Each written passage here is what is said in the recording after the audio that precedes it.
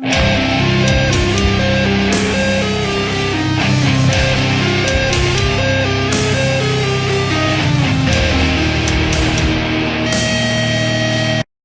S here, and today I'm going to be talking to you guys about Asko Argillander's live show that they did in Finland.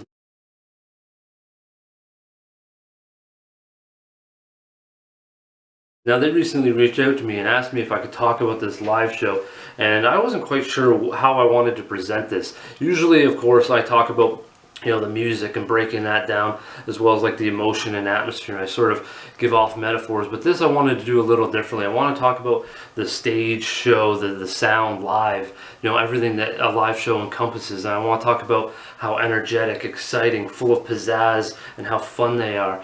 Precise, tight, clean, calm, cool, and collected. Very well done live. A lot of times you might pick up on mistakes. Songs might fluctuate. They might go faster or slower. But throughout this live show, they did a very good job of keeping it nice and smooth throughout the entire show. I don't think I picked up on one mistake. I just really enjoyed the whole thing.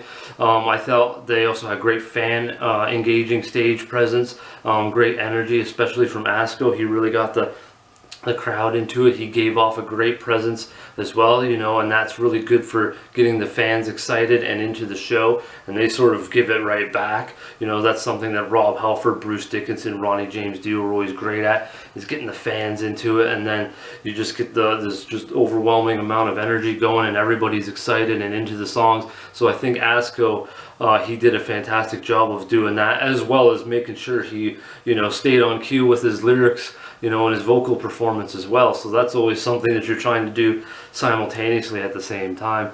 I felt there was an awesome flow to the song set list, even though some of the songs pacings seemed a bit similar. I felt there was like the slight emotional differences every other song or so, which gave a smooth, exciting yet caressing flow to the set throughout this 30-40 minute set that they did. I thought it was how well you could hear the guitars too, how profound the tone stood out.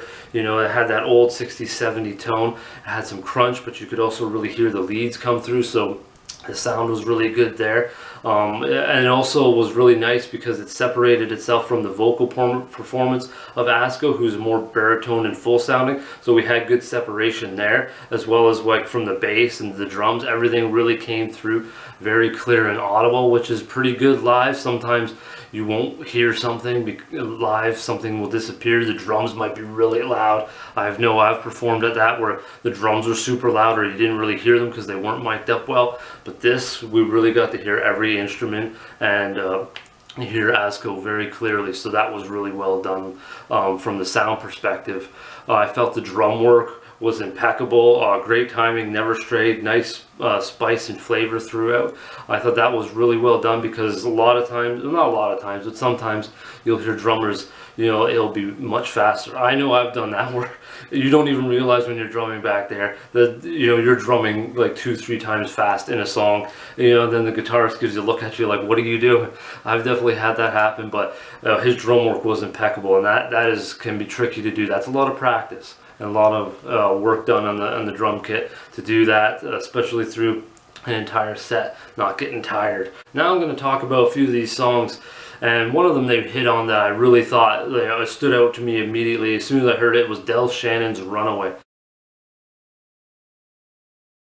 I thought this was flawlessly done, especially the backing vocals taken on Del Shannon's higher notes. I thought that was really impressive, where Asko was doing the main portion of the vocals, but the backing vocals really taking on those high notes. I thought that was really cool and really well done for these guys. The guitar tone and drums were fantastic. I think they really felt like they threw me right back to the 60s. So I thought like what they emulated in Del Shannon's Runaway really felt like that song that they did from the 60s. They didn't really add a spin on it, which was really cool to do, because they did that in a couple other songs, which I'll jump to in a second. But I thought they just did a killer job. That was probably, I think, the best performance in my opinion, of a cover song that they did was Del Shan's Runaway. As soon as you hear it, just every single thing was like spot on, and I thought that he did a fantastic job on that. And then they followed it up with their own track, Cold Hand, which kept, you know, the 60s and 70s flavor and atmosphere, you know, to the whole set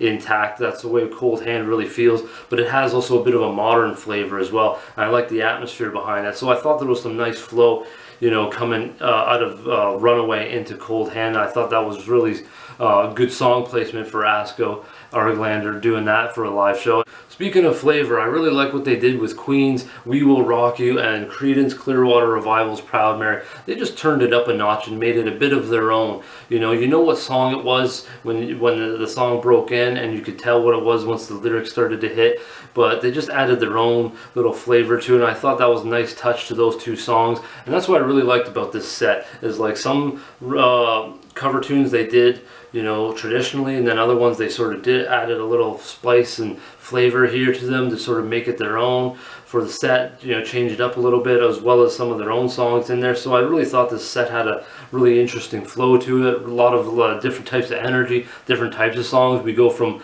you know, Del Shan's Runaway to Queen, to Creedence Clearwater Revival, to Elvis. You know, there's just a lot of different variables, but they all sort of really work well together. So I thought that was pretty impressive to sort of just meld it all together really nicely. So I hope you guys check out Asko Argillander's live show from Finland. Of course, I'm going to try to find some of the single songs if they have them on their YouTube channel. In the links below, I might as well link you to their YouTube channel in the description below as well for you guys to check out. Also, I really like the edits to this. There was a lot of edits and different stuff to sort of add to the live show, which was done by my good friend Vendel at Vendel's Metal and Stuff. I'll put his channel, you know, link it for you guys to check out as well. So there's just a lot to enjoy here and check out. So I hope you guys do that. Give some listen to Asko Argillander and some good old, you know, old school rock and roll from the 50s, 60s, and 70s. And I hope you guys stick around. Until next time, folks, how about some heavy rock and roll?